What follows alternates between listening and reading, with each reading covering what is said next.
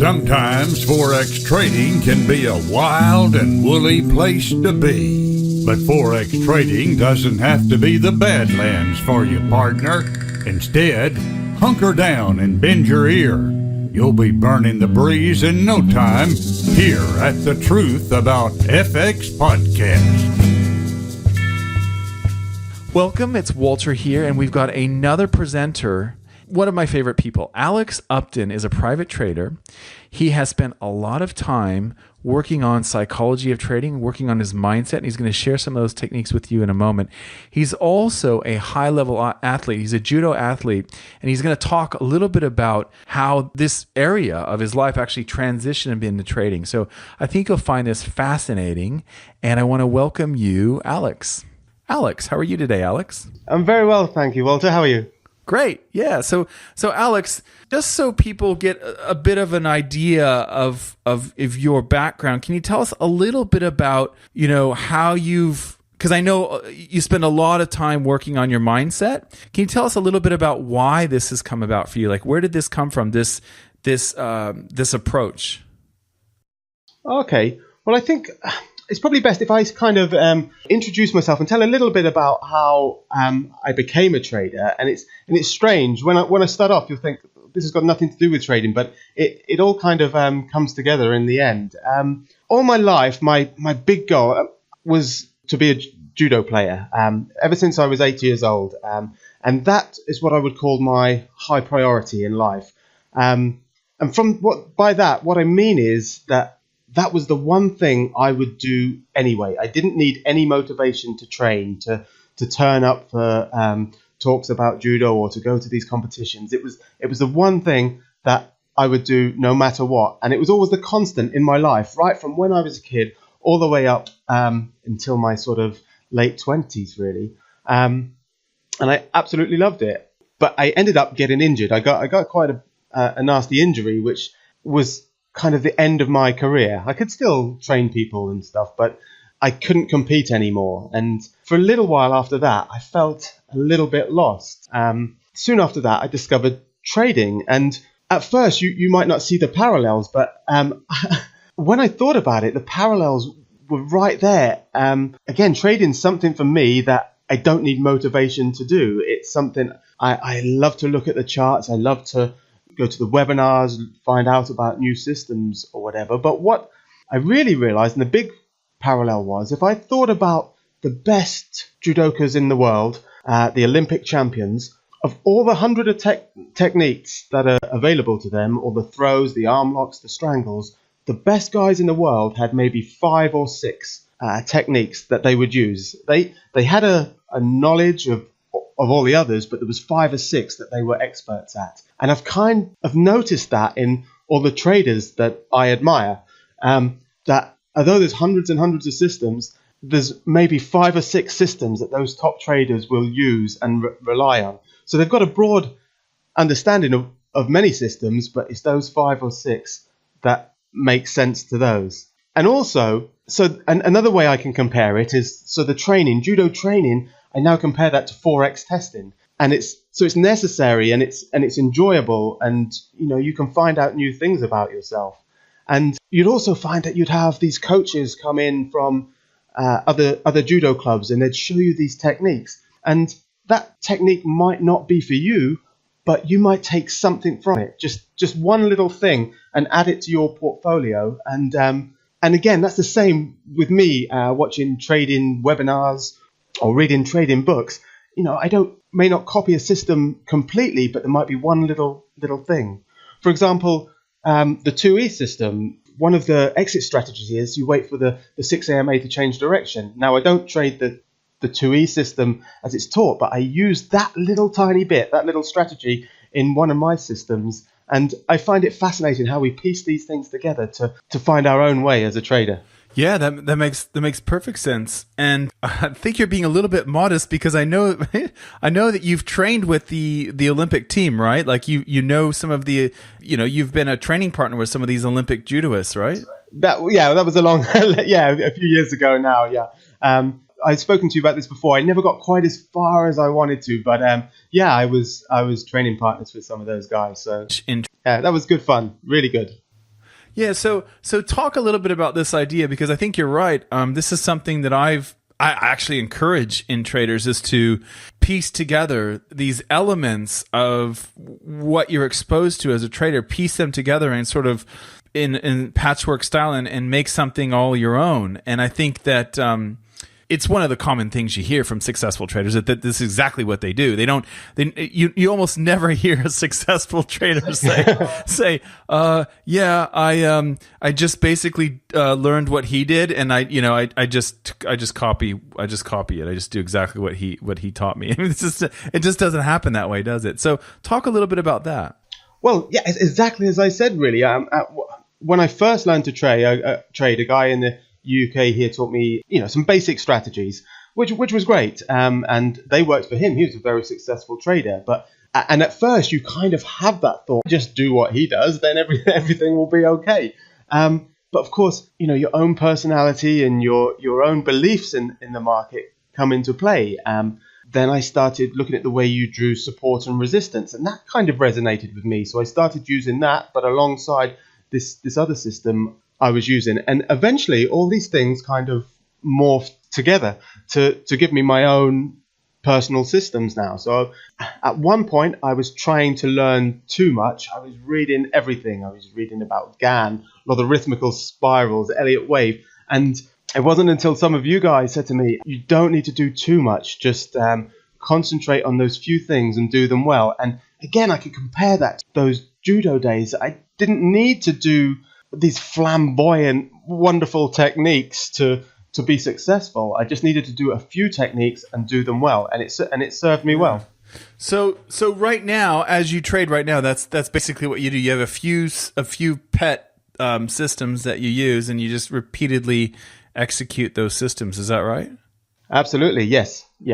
So in the live accounts, that's exactly what it is. And then, like I say, the training, the Forex tester, that's when I'll play around with one or two other things. If I have an idea or I see something on the forum and I think, I like the sound of that. I'll have a look at those and have a play on Forex tester. And if there's anything in it, then I'll move it on to either a small forward testing account or a demo account. So you sort of made this transition from judo, and you still, I suppose you still train, right? Yes, I can't compete anymore because I had a broken leg, and so I can never get to that same kind of peak level. But I still train physically and am involved. Yeah. Yeah, and it's fascinating to me because I know a lot of successful traders who have that kind of background, that like a military or a high athletic background, where they've reached a high level because it seems to translate in terms of the discipline that it takes to achieve consistent profits. It's one of those things that I think comes with that sort of regimented, you get that in the military, you get that when you're training and you're trying to get to that next level. I find that a lot of traders who have that background, it's an easier transition. Sure. I think I used to think it was because I was competitive, and I do have a competitive element, but the more I think about it, the more I think it's down to self-improvement. So always wanting to better myself. The results come after that. That's exactly the same thing that I've sort of seen in trading. And that's what I want to speak about really at the event, how I've come to realize some of these things psychologically, and from some of the stuff that you've taught me. And I've also done some work with Dr. DiMartini from The Secret and one of his facilitators here in the UK. It's really opened my mind to how the conscious mind and the subconscious mind, or the subconscious mind may be holding you back or even taking you in the wrong direction. So I find this kind of stuff fascinating, and been working on a few techniques that have really paid dividends for me. So sometimes people have a catalyst, something happens in your life, and that's why you get to that point where you say, okay, that's it, I'm not going to do this anymore. Like, for example, in trading, almost every trader can point to a point where they can finger that point and say, okay, that's when I learned I'm not going to take too much risk anymore. That was it. That was my breaking point, or whatever. Is there something that you found sort of sent you off in this direction, or have you always been drawn to mindset? Okay, well, there's always been a part of me that's kind of had some little bit of faith in mindset. And for years and years, I've had on the peripherals these books like The Law of Attraction, The Success Principles, The Secret.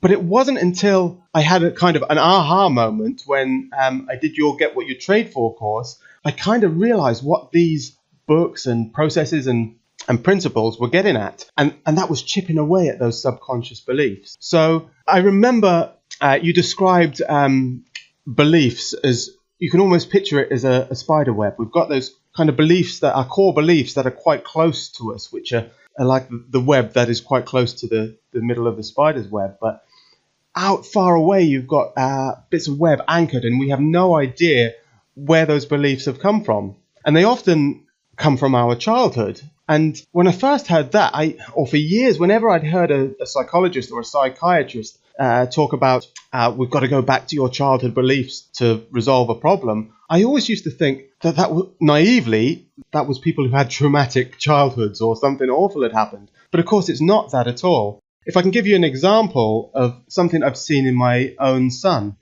In July of this year, I've got a 10-year-old son, Sam, and he's a bright kid. And in July, it's the end of the school year, so he gets his school report through. So we're looking through that, and he's doing okay in most subjects, but in maths, he's a little bit behind. And in particular, it was fractions. He was having a real problem with fractions. And I thought, well, no problem. We've got a 6-week summer holiday now. I'll sit down with him throughout the summer and go through fractions, and it'll all be okay by September when they go back to school. So we sat down and I started going through some basic sort of fractions with him. I realized it just wasn't sinking in at all. And he was getting frustrated. I was getting frustrated. And I thought, what am I going to do here? So I did what we all do in this day and age. So I sent him on his way, and I went on Google and searched it up.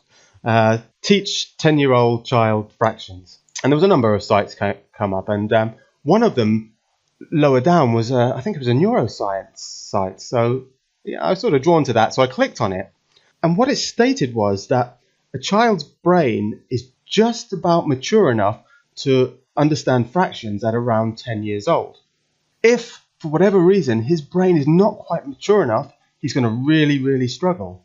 And therefore, in 6 months' time, you could probably sit down with him and teach him fractions would be no problem at all. But he's been taught at a time where he can't understand it. So he says to me, Dad, I can't do fractions. And I could almost see that belief there. So a belief there forming. So from now on, he's always been trying to avoid fractions. So it's almost like setting up his autopilot. And the funny thing was, I told my wife this, and she said, yeah, I can't do fractions.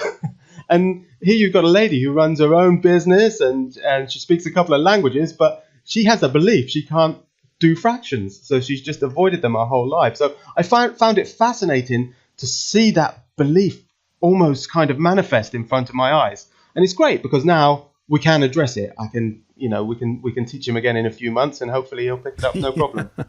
Yeah, but it's the old it's so true. It's so true. It's the old learned helplessness study where they put the dog, right, the dog in the cage, and they run an electric shock through the cage, and the dog finally, first the dog moves around, and then finally gives up and just lies down and takes the electric shock, right? It's but the dog's learned to be helpless, and never realizes that if the dog just strolled the other side of the cage, there's no electrical current over there, and he'd be fine. Exactly. Yeah. but it's so true. It's so true. We just kind of get locked into that mindset, don't we? Yeah. And then over time, that kind of guides our whole life. So yeah, I found that kind of thing fascinating, and I remember you did a trick to get the subconscious to bubble up to the surface, and I recently learned another one, and I like to share this with you, because although the subconscious mind can almost offer resistance, stop us from our wants and desires, it can also guide us to them. And this one is quite a scary one.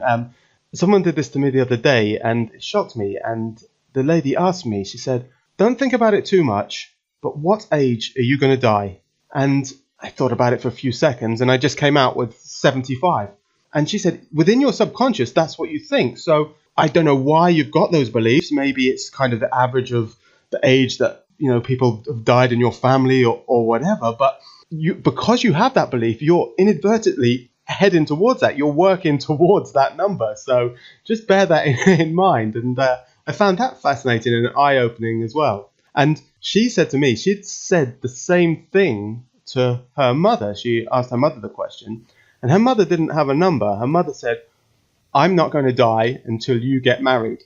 And then if you think about that, this lady then had absolutely no incentive to get married. To get married, exactly, yeah. Yeah. So yeah, again, it can kind of shape communities and families as well, these beliefs. So yeah, wow. I found that fascinating also. Wow, that's interesting. Yeah, because I've heard that sort of dichotomy. You hear a lot about when people are talking about the subconscious, they talk about it in sort of a negative way, as if you have this pile of negative, destructive beliefs that are in your subconscious, but that's not necessarily true. I mean, subconscious is just outside of your consciousness. So you might have other things, like you say, that are pushing you. It's not all negative. I know a lot of people think in terms of negative, but it's not. It's definitely true that it's just outside of awareness. Outside of awareness means you're not aware of it. It doesn't mean that it's necessarily bad or not going to help you out in the long run.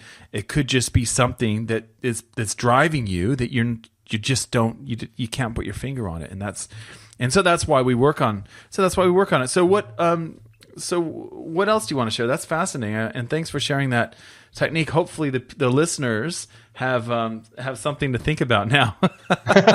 Yeah, it is scary when you first do that and you think, oh, blimey, and I am working towards that. So I might need to change that one if I want to live a little bit longer. But there we go. But that's probably the next point I want to speak about, is some of the techniques that I have used in order to sort of chip away at the self-limiting subconscious beliefs, things that I believe are holding me back. And one of the easiest things to do is affirmations.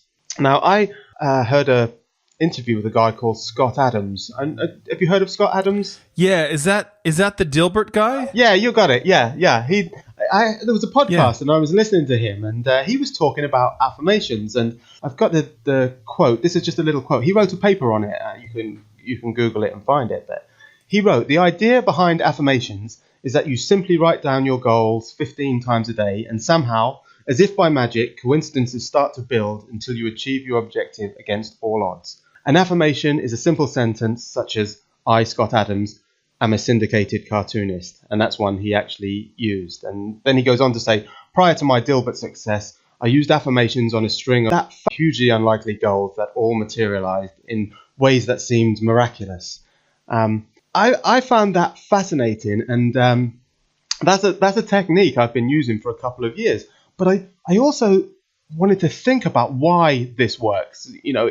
Things happen as if by magic, but of course, I don't believe it is magic. What I think it is you are priming your subconscious to look out for coincidences. So this is quite a common one, and you'll know this being a father, and I don't know if it's happened to you, but I remember when my wife first became pregnant, somebody said to me, you're going to notice pregnant people everywhere.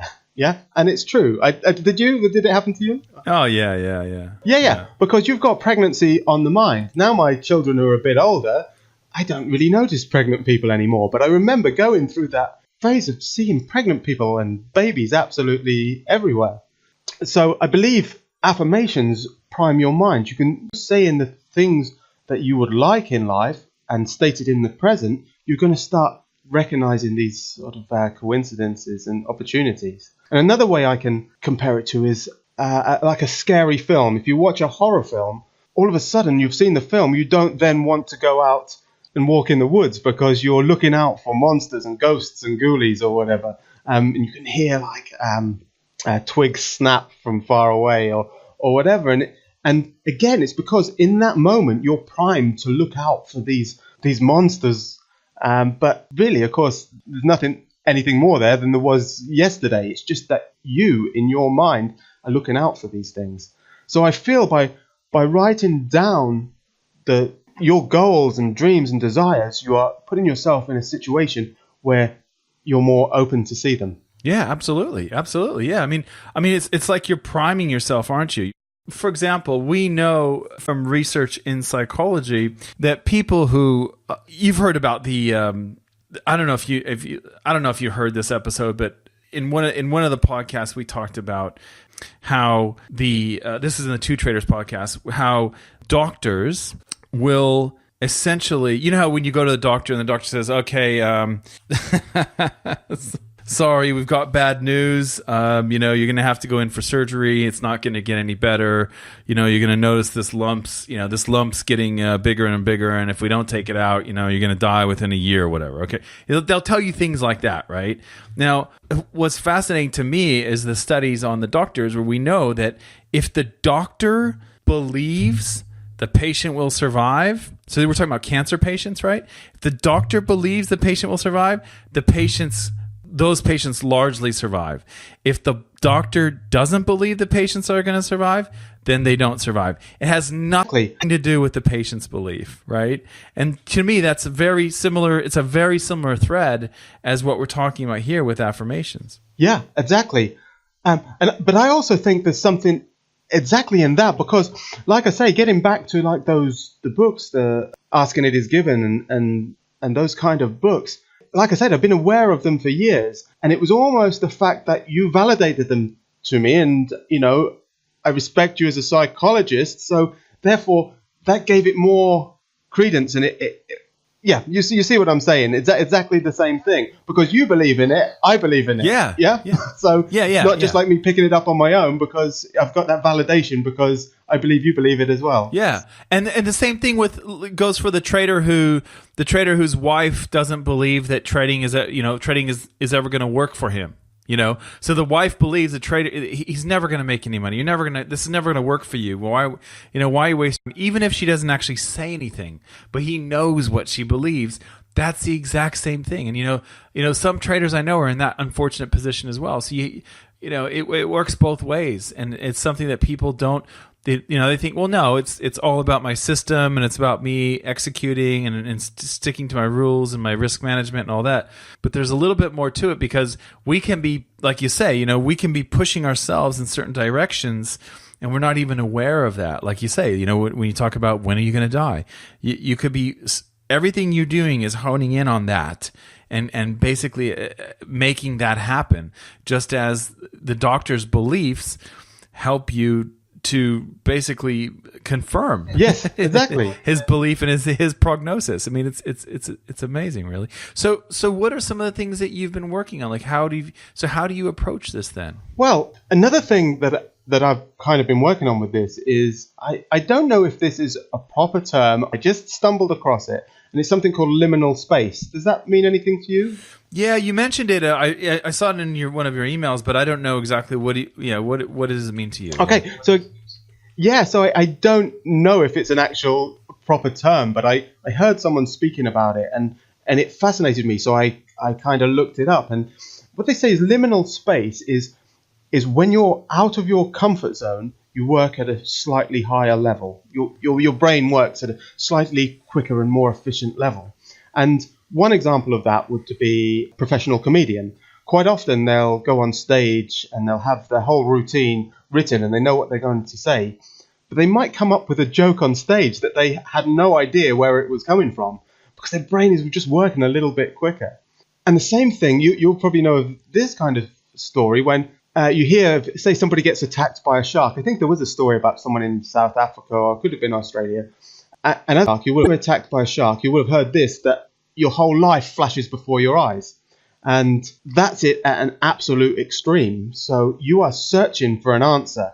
And I think this guy, I think he'd seen somewhere on the Discovery Channel years and years ago, if you drive your thumbs into the shark's eyes, it'll let go. And it happened. So that would be liminal space at its absolute peak. And the most extreme I've ever seen is when I was a youngster, I was involved in a car accident, and the car left the roads and went into the forest. And I remember everything just kind of slowed down around me, and I was making decisions. It must have only been 2 or 3 seconds before the car came to a halt, but I was making decisions in such a short period of time, and I can remember it to this day, the branches and the leaves coming by. And so I find that fascinating as well.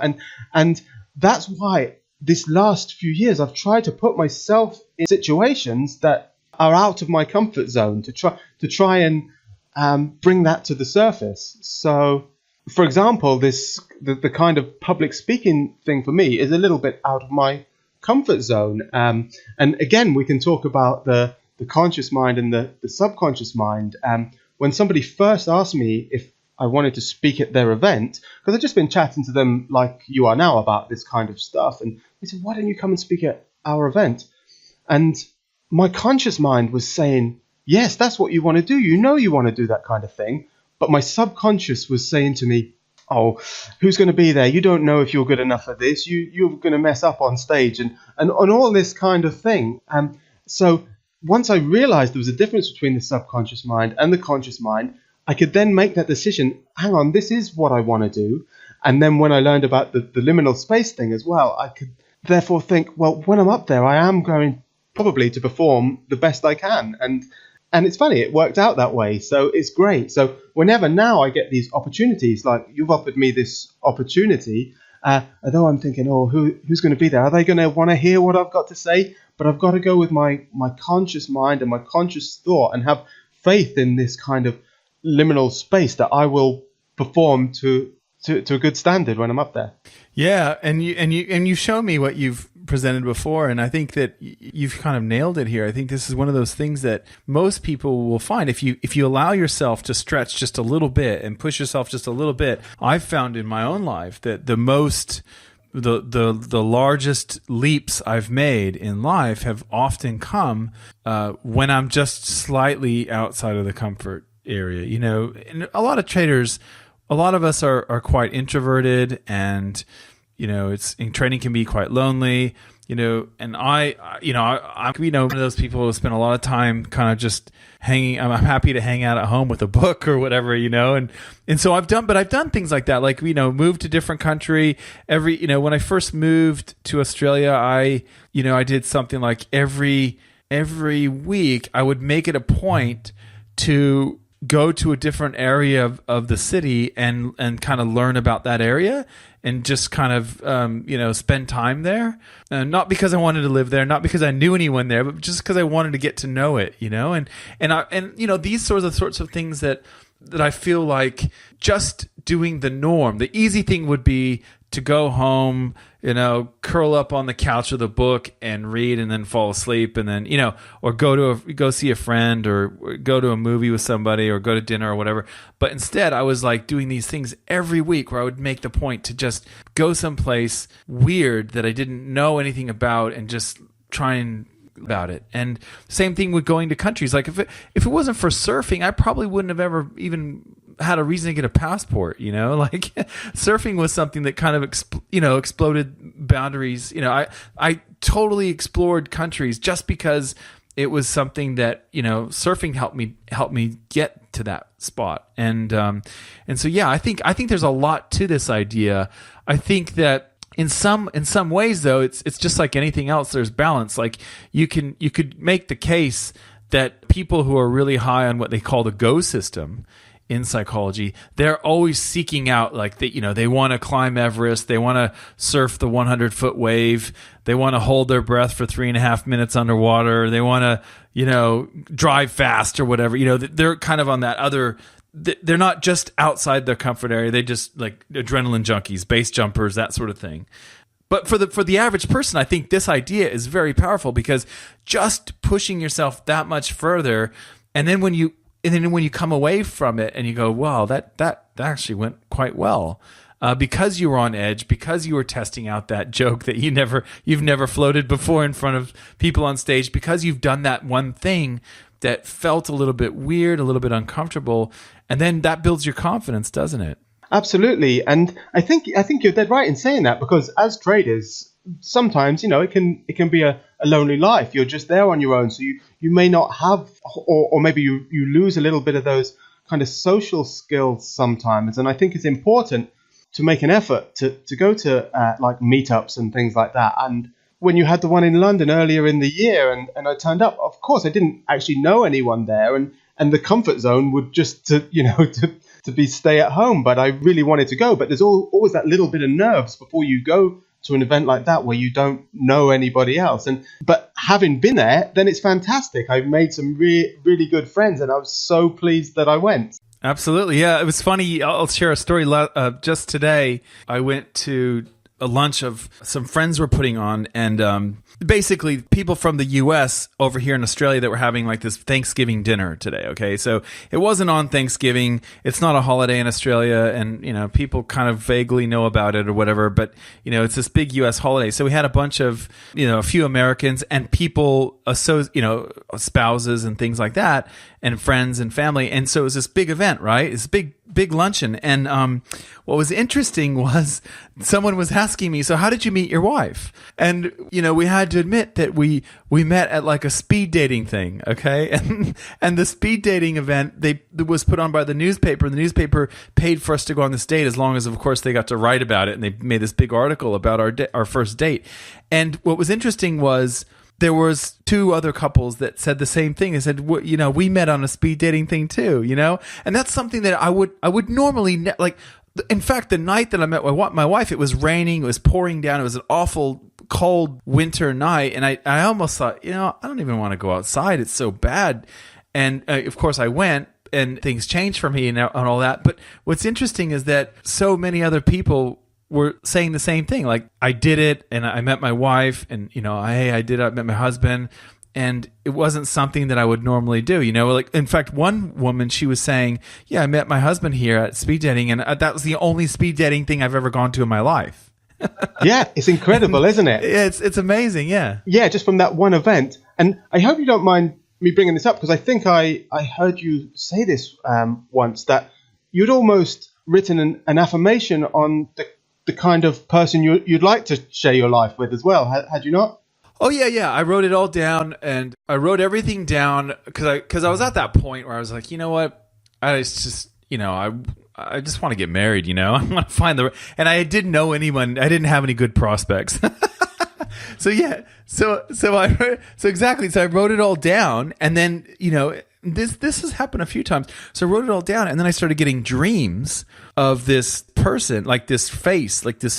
And then it wasn't until later, after I'd written everything down that I wanted in my partner.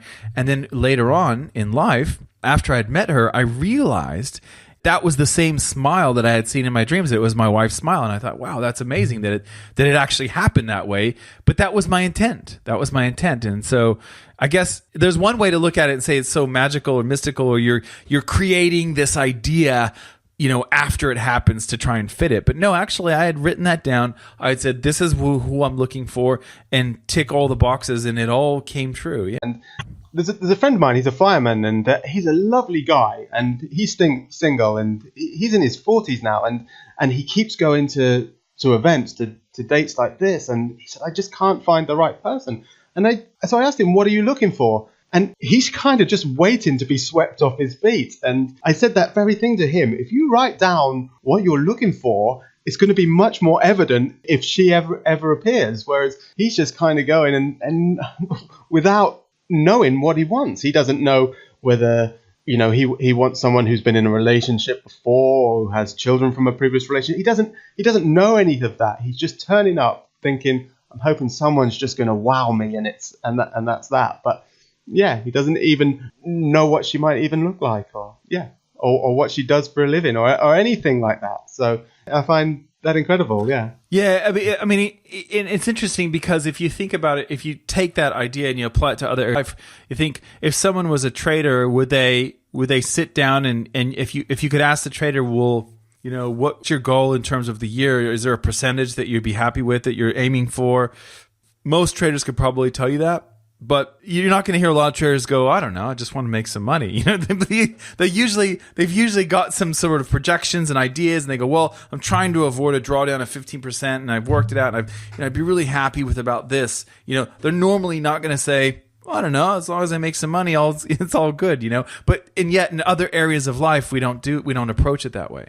And probably, if we get back to what I was going to talk about at the event, the final thing, so I've gone through affirmations, and I'd like to talk about one or two other sort of techniques at the event. But one of the techniques that I'm thinking of talking about is based on this idea by Nassim Taleb.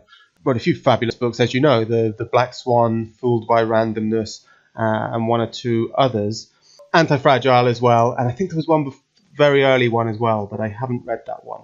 But one of the things he says, and I can't remember if it's in Fooled by Randomness or the Black Swan, when we're talking about coincidences, he said the best place to be in order to find a coincidence in your life that's going to help you achieve your goals is to live in a big city. You're going to meet more people and have more opportunity. That makes perfect sense. However, Fooled by Randomness, I think, was written in the early 2000s. What we've come to recognize now is that the world is a much smaller place. You know, I have friends online in South Africa, all over Europe, Australia. So my community now is not just in my own town or city, it's global.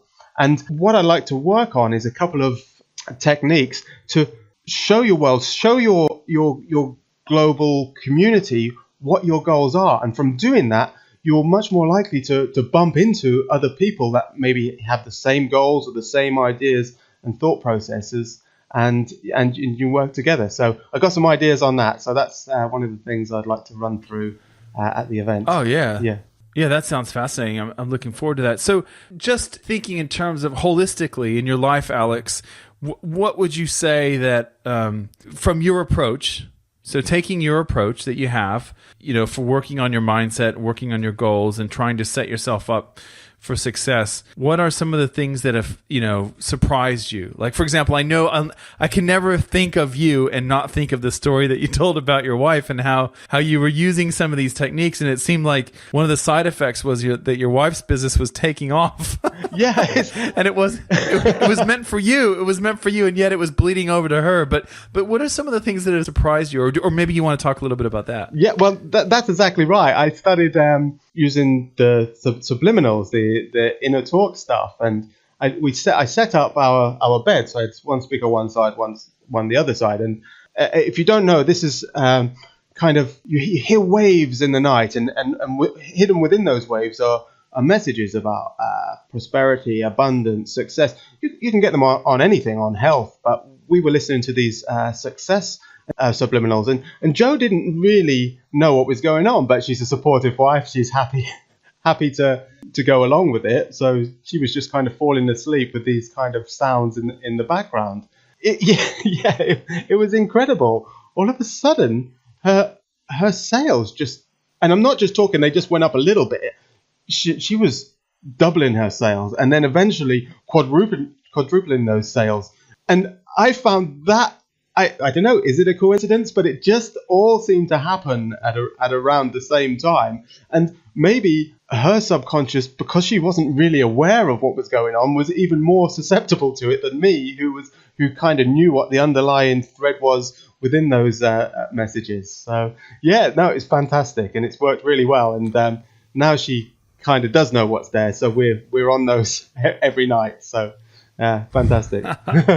That's great. So some of the, so that's one surprising thing is that, you know, that it can, you know, it seems quite pervasive that you know, when you're using these subliminals, that you found that even your wife, she was just kind of like, it was caught in the friendly fire, so to speak, you know, and that's great. So what are some of the other, or is there anything else that's surprising, I suppose, that you think, wow, I wouldn't have thought that, like, it surprised me that I was able to write down like a list of things, you know, in the wife I wanted to meet, and then I met her. I mean, that was a little bit surprising, even though it was the expectation.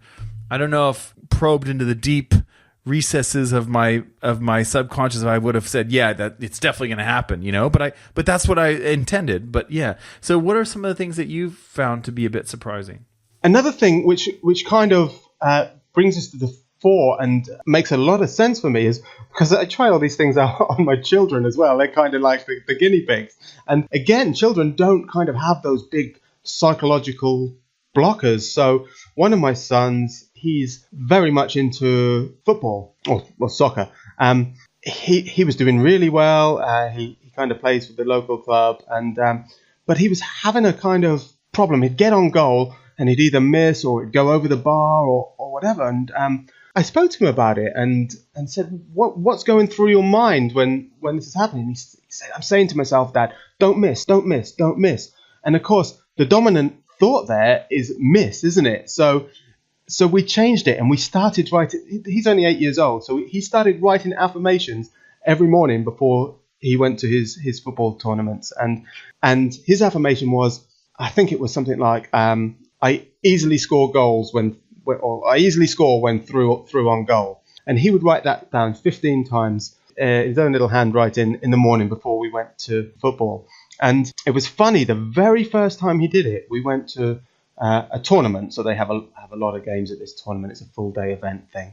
And I couldn't believe my eyes. He was top scorer. They give him a little prize, a golden boot at the end of the tournament. And it was just almost like every time he had an opportunity on goal, it went in. And to see something happen that quickly was a real eye-opener and just gave me so much faith in that these things do have legs. They really can work. Yeah. I mean, I know some people look at this and they think, that the skeptic comes out, but it's amazing to see when it actually happens, isn't it? So what does he say now? Like, does he point to that? If you ask him, what does he attribute it to? Oh, I don't even prompt. Well, I don't know. I don't even prompt him. He has that. He writes now. He's 9. This my second son. He's 9 next week actually, and I don't even have to say anything on the match morning now. He will just get up and he writes his affirmations, whatever they may be for the day.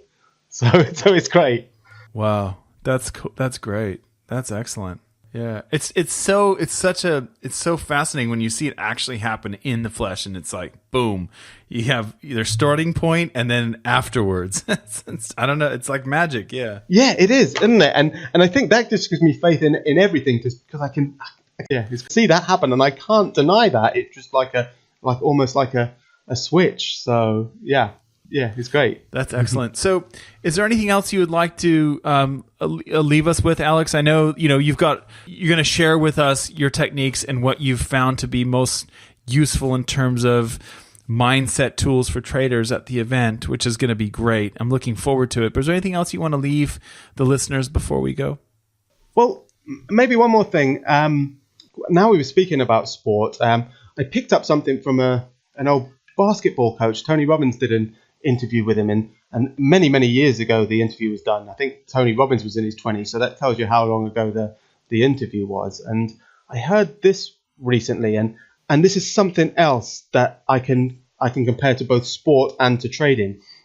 And that one of the things this guy used to say to his team, and he was one of the top basketball coaches in college basketball. I think he won something like 18 out of 20 seasons in a row, and in college that's quite remarkable because they change a team every year. It's not like the same team. Was it John Wooden? Was it John? I don't know. Do you know? Remember? Do you recall his name? Was it John? I think it was. Yeah, John Wooden. Yeah. And one of the things he would say to his team is the only way you can come off that court or that pitch a winner is if you have given it everything and you've played by the rules. The score is irrelevant. You just need to come off that pitch. You could win, like I say to my son, you could win the game 4-0, but you could still come off a loser if you haven't given it everything. Or you could lose the game 4-0, but you could come off a winner because you know you couldn't have done any more.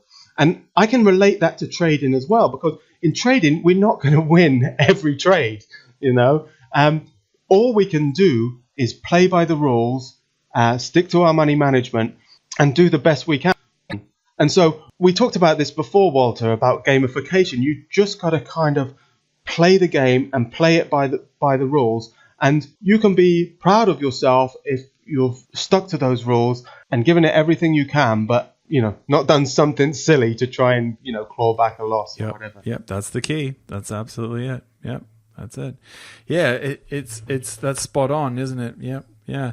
I guess for the listeners here, the take home message here really is that, isn't it? I mean, that's if you had to say, what's the one thing that you got to make sure that you're doing, and it's that you are absolutely 100% focusing on, giving it your best and playing according to the system you've set up. I mean, that's it. All that other stuff doesn't matter. And unfortunately, we're almost too smart for it. As traders, as people, because we know what happened last time. We know what happened to so-and-so. We know who this other trader's making all this money on the pound yen and I missed the signal. And we know that last time I did this, my stop loss was hit. So maybe this time I'll move the stop a little bit further out. We have all these reasons and rationales for changing it when all we really need to do is just execute. And you're absolutely right. Okay, so all right, Alex, well, we will see you at the event. I'm so excited to hear more about your mindset. This is something that I know you've worked on a lot, so you've got a lot to share. And it's one of those things that I think it's great because it's going to apply to everyone. So everyone can use these things. And as we know, it's not just for trading. It will bleed into other areas of your life. I found that using some of these techniques helps not only in your trading, but in your relationships, right? It helps with your family life. It can help with your kids as you've shared. These things are great. So thank you so much for your time, Alex. I really appreciate it. Yes, yeah, absolutely. We'll see you there. Take care.